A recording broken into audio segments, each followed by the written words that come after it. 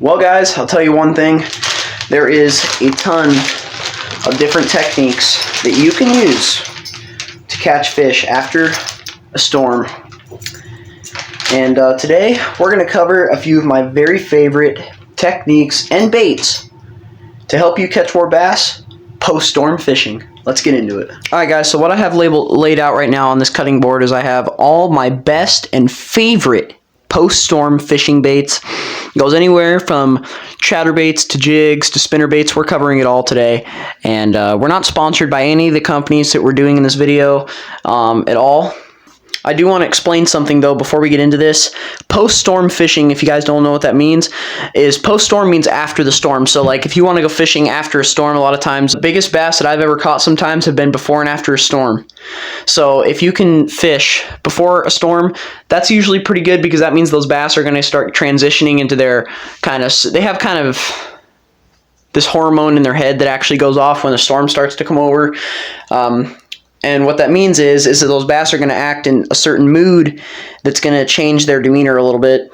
But after that storm's done, a lot of times they get really, really fired up, and it's sometimes my favorite time to fish. So let's get into the baits that I like to use post-storm.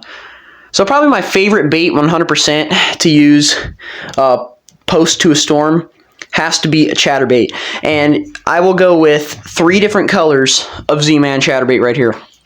My number one favorite is after storm. If you have clear water after a storm, which isn't likely, but if you do still have a little bit of visibility in the water, absolutely go with a white. A white is probably my go-to chatterbait for really any water. It's just a really, really good really good option.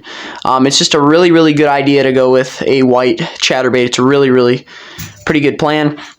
If the water is extremely dirty and you have no visibility whatsoever, I would opt for a green and chartreuse and white chatterbait. And if the water is kind of in the middle, you have a little bit of visibility, but it's still really muddy, I would still go with a black and blue right here. I like to have Swimbait style trailers on the back of my chatterbaits.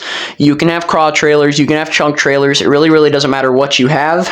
Now, in my opinion, the chatterbait really, really shines in cover. A lot of grass cover is mainly what they're shining for. I don't like to fish chatterbaits in hard cover because they tend to get snagged a lot more than any other type of bait that I'm going to be fishing.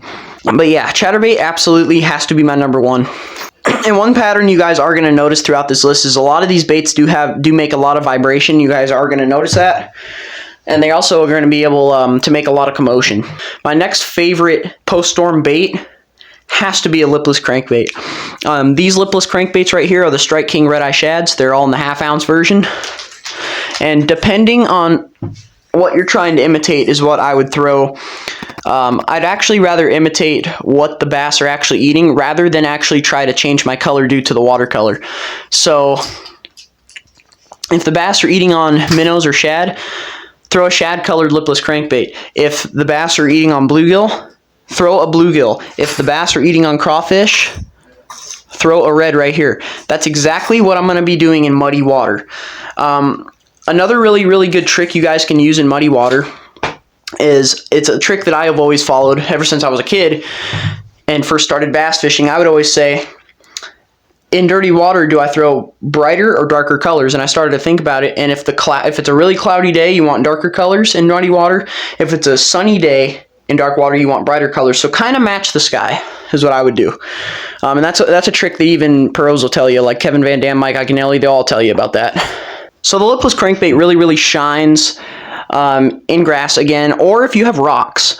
Personally, I like to yo-yo mine, but I also will do a straight retrieve in, and a lot of times those bass just crush it like a freight train. I've caught many big fish on this type of stuff right here. I would have included square bill crankbaits in this list, but I don't really fish them post-storm as much.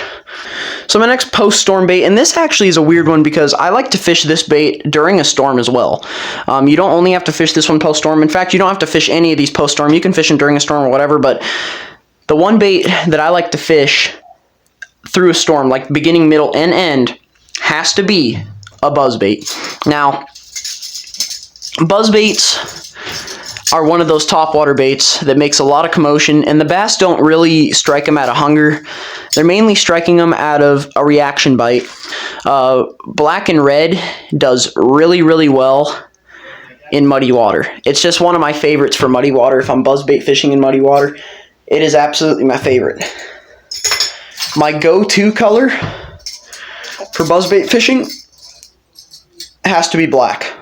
Black has to be my 100% go-to color for buzzbait fishing.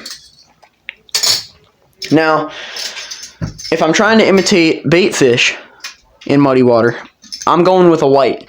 Now, this one here in muddy water is really, really going to work post to a storm.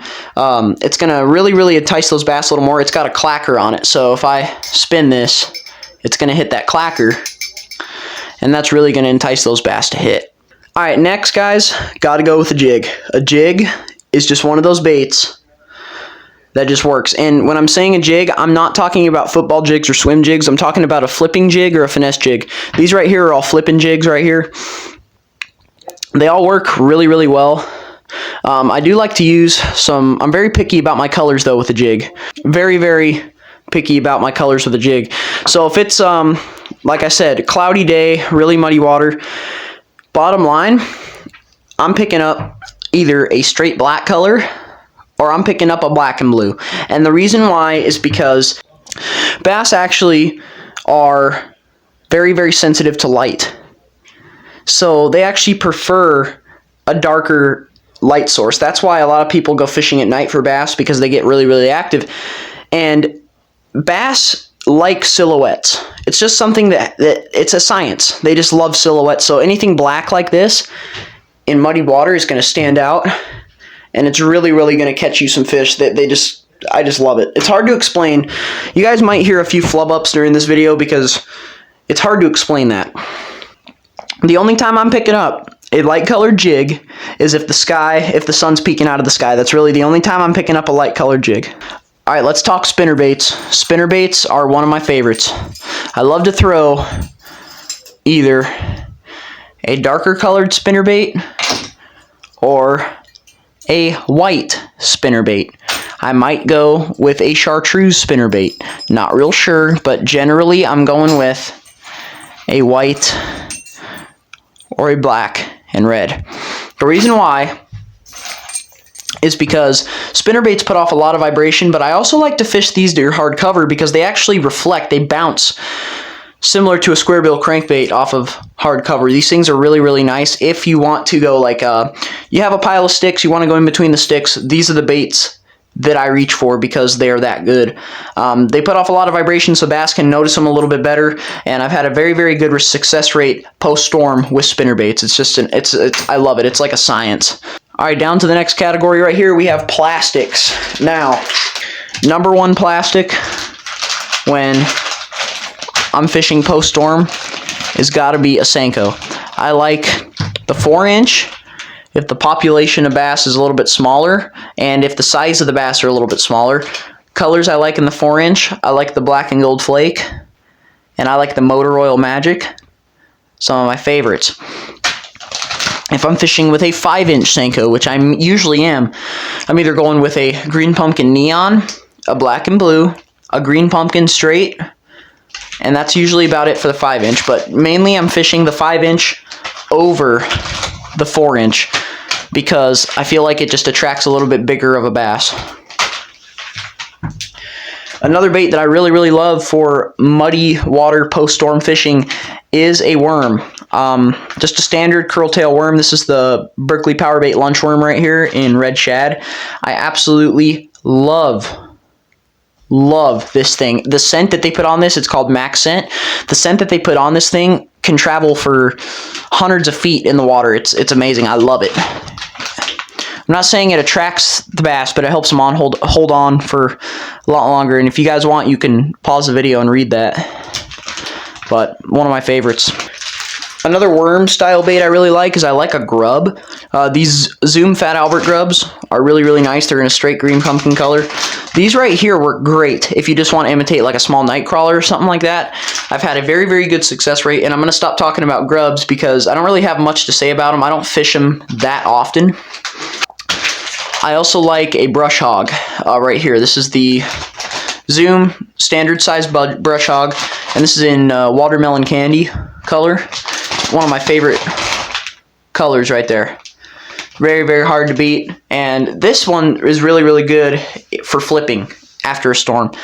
For some reason, flipping after a storm is just a great idea. I just love doing it because I just catch so many bigger fish if I'm flipping after a storm. It's just something lateral in the bass or something like that just gets them fired up after a storm. So I figured I'd make a video about it because I love post-storm fishing. I also like a swim bait. This is the Cabela's Swim Shad. I absolutely love it. Absolutely amazing.